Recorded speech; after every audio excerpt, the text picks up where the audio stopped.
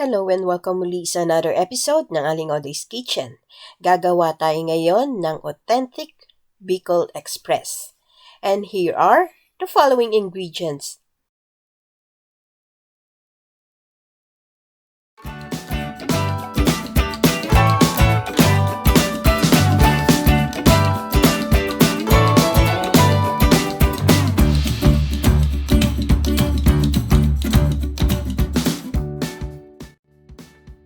Ang ating first step, magpe-preheat lang tayo ng oil dito sa ating pan at igigisa natin yung onion hanggang sa lumambot.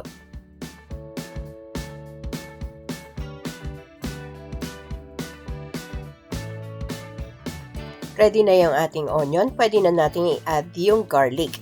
Continue lang natin ng paggisa hanggang sa lumabas yung aroma ng ating garlic. Ready na yung ating onion and garlic, pwede na natin ilagay itong pork belly. Itong ating pork belly, maliliit lang yung size niya. Para ngayong pang minudo. And continue lang natin ang paggisa. Pagka ganito medyo light brown na yung ating pork, pwede na natin i-add yung second squeeze or pangalawang piga ng ating gata, yung ating water, at itong ating grated coconut, hindi pa to na-squeeze kaya fresh pa ito. I-add natin. Yan, haluin lang natin.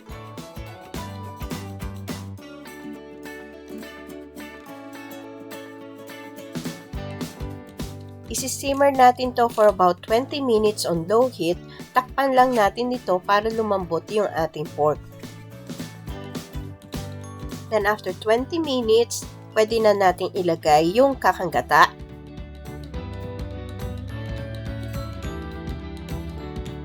Ilalagay na rin natin yung bagoong alamang. At isi-season natin to ng pepper and salt to taste. Adjust nyo na lang according to your taste.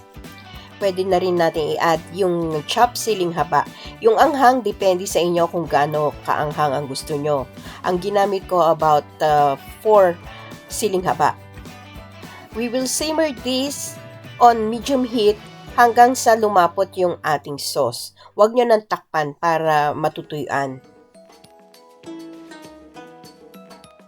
Once in a while, haluin nyo lang para hindi didikit. After 30 minutes, lumapot na yung ating sauce. Pwede na natin itong i-switch off. And ready to serve. And there you have it, our authentic Bicol Express. Best served with rice. Sana magustuhan nyo itong recipe na ito and share it with your friends. Don't forget to give us a thumbs up and subscribe to my channel. Ako po si Aling Oday. Magkita-kita ulit tayo sa aking susunod na video. Salamat! Bye! Follow me on my Facebook page, Twitter, and Instagram.